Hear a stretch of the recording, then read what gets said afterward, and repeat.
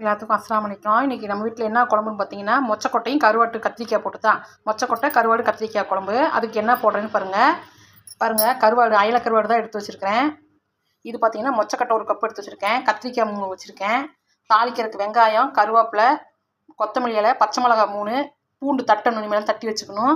அரைக்கிறதுக்கு பார்த்தீங்கன்னா தக்காளி, கொஞ்சோண்டு வெங்காயம், தேங்காய், இது வந்து மிளகாத்தூளும் மஞ்சத்தூளும் வச்சுருக்கேன், மல்லித்தூள். இதெல்லாம் போட்டு தேங்காய், தக்காளி, வெங்காயம், இந்த மல்லித்தூள், மிளகாத்தூள், மஞ்சத்தூள் இதெல்லாம் போட்டு அரைக்கணும். ஒரு பெரிய எலுமிச்சம்பழம் சைஸ் அளவுக்கு புளி எடுத்து வச்சுருக்கேன். தேவையான அளவு உப்பு வச்சுருக்கேன்.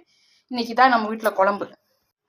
பாருங்கள், நான் மொச்சக்கொட்டை வந்து பச்சை தான் வாங்கி உரித்து எடுத்து வச்சுருக்கேன், காஞ்சது கிடையாது. பச்சைத்தான் வச்சுருக்கிறேன். எல்லோரும் வீடியோஸ் பார்க்குறவங்களாம் சப்ஸ்கிரைப் பண்ணிவிடுங்கலாம். பார்க்குறீங்க, யாரும் சப்ஸ்கிரைப் பண்ணுறதில்ல. எல்லோரும் லைக் பண்ணுங்கள். எல்லோரும் எனக்கு ஆதரவு தெரிவிங்க. ஏதாவது தப்பு இருந்தாலும் மன்னிச்சுக்குங்க. தப்பு இருந்தால் சொல்லுங்கள், நான் திருத்திக்கிறேன். எல்லாருமே சப்ஸ்கிரைப் பண்ணுங்கள். எல்லாருமே எனக்கு ஆதரவு கொடுங்க.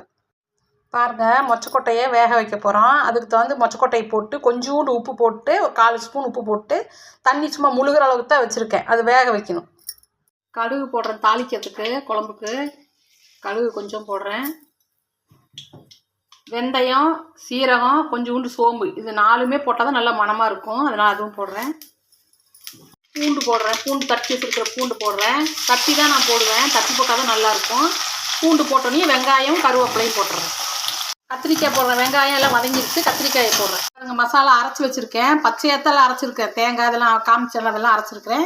இப்போ புளி இதில் கரைச்சி ஊற்றி உப்பும் போட்டு கலக்கி தூக்கி ஊற்ற பாருங்கள். அந்த குழம்பு ஊற்றுறேன். இந்த இதில் கலக்கி வச்சுருந்தேன்ல மசாலா, அது ஊற்றுறேன். பாருங்கள், அந்த குழம்புக்குள்ளே இந்த வேவிச்சு வச்சுருந்த மொச்சக்கொட்டையும் போடுறேன். பச்சை மிளகா 3 இருக்குது, அந்த பச்சை மிளகாயும் போடுறேன். கருவாடு போடுறேன். குழம்பு நல்லா கொதிச்சு வந்துருச்சு. இப்போ கருவாடு வறுத்து வச்சுருந்தேன். கருவாடு வந்து வறுத்து தான் வச்சுருக்கேன்.